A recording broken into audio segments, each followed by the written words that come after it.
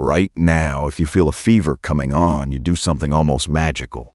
You walk to a cabinet, swallow a small white pill, and a couple of hours later, the pain is simply gone.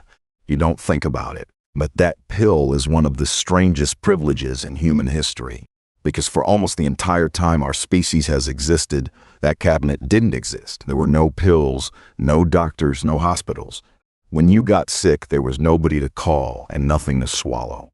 So what did your ancestors actually do when their bodies started to fail?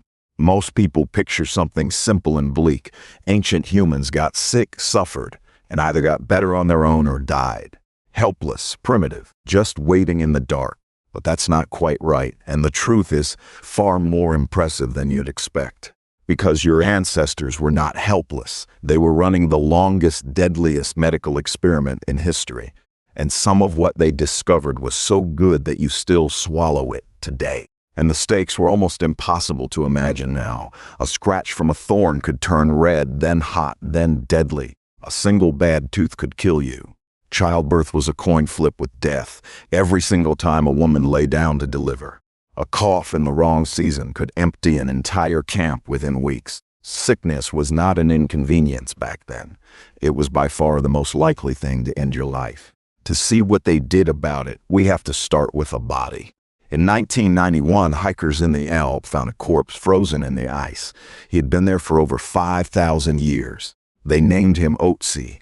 Otzi is the oldest natural human mummy in Europe, and his body is a frozen snapshot of ancient medicine. When scientists examined his gut, they found something remarkable. He was carrying whipworm, a nasty intestinal parasite that causes pain and diarrhea. And tucked into his belongings, they found pieces of a specific fungus, birch polypore. A fungus we now know has antibacterial properties and contains compounds toxic to exactly the kind of parasite living in his gut. 5,000 years ago, a man in the mountains was carrying the right medicine for the illness inside him. That is not luck, that is knowledge. And Otzi was a newcomer compared to what came before. In a cave in Spain called El Cedron, scientists studied the teeth of Neanderthals who lived around 50,000 years ago. Trapped in the hardened plaque on their teeth, the researcher Karen Hardy and her team found chemical traces of two surprising things. The first was poplar, a tree whose bark contains salicylic acid, that is the active ingredient in aspirin. One of the Neanderthals had a painful dental abscess and a gut infection, and he had been chewing a natural painkiller. The second was even stranger. They found traces of penicillin mold, the same family of mold that tens of thousands of years later would give us penicillin, the first antibiotic. A sick Neanderthal was eating mold that fights infection long before any human could possibly understand why it worked. This was the secret of ancient medicine. They did not know about bacteria. They did not know about chemistry. But across thousands of generations, they noticed what worked. Take that one tree, the willow, and its cousin, the poplar. Their bark is bitter, and chewing it eases pain and fever. The ancient Sumerians wrote about it. The Egyptians recorded it in their medical papyrus over 3,000 years ago.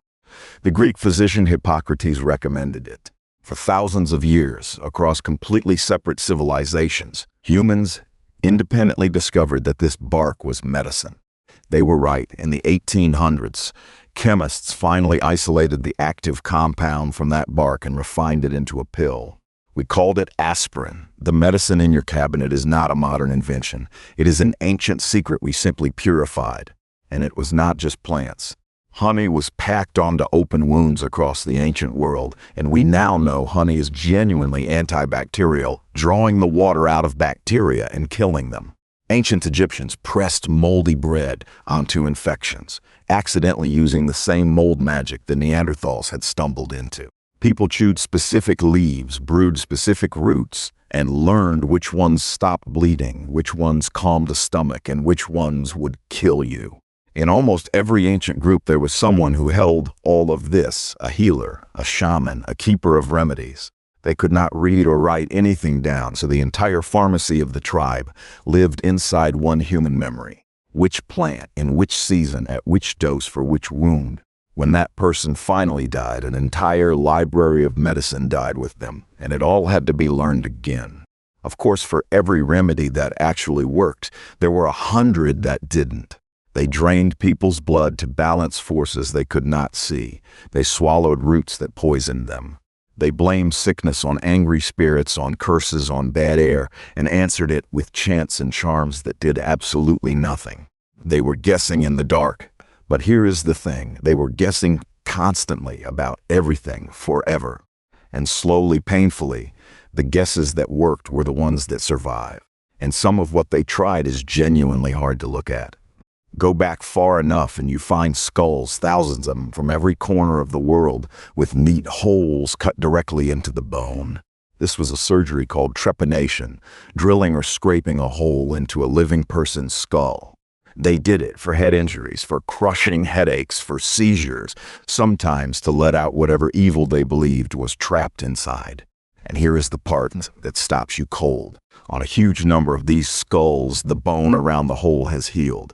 That means the patient survived.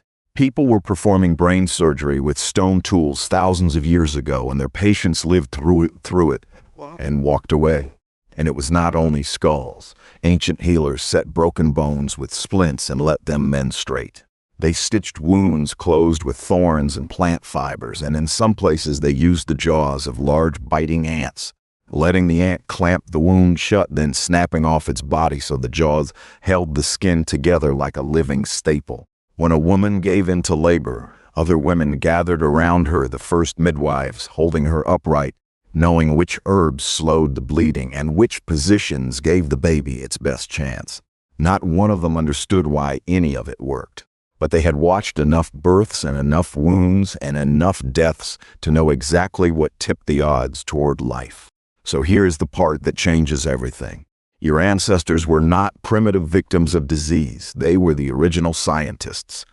They ran an experiment that lasted hundreds of thousands of years with no lab, no microscope, and no theory.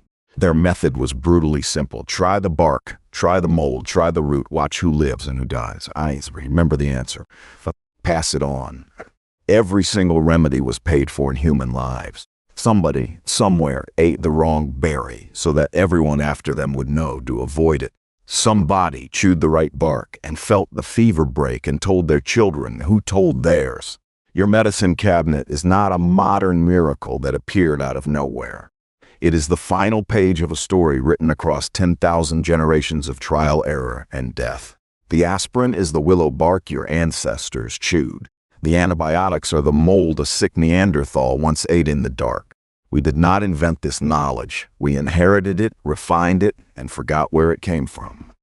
And the most staggering part is how recently all of this changed. For 99% of human history, this was simply what being sick meant: bark, mold, prayer, and luck. The world you know, with clean hospitals and pills that genuinely cure you, is barely 150 years old. Your great-great-grandparents still lived closer to the world of the chewed willow bark than to the world of the pharmacy down the street. You are part of the very first tiny handful of humans in all of history who get to fall ill and simply expect to survive it. So the next time you feel that fever coming and you reach into the cabinet without a second thought, remember what that small white pill really is. It is the answer to a question your ancestors spent the entire history of our species trying to solve. They paid for that answer with their lives, one remedy at a time, in caves and forests and frozen mountain passes. And you get to swallow it in 2 seconds and forget it ever cost anything at all.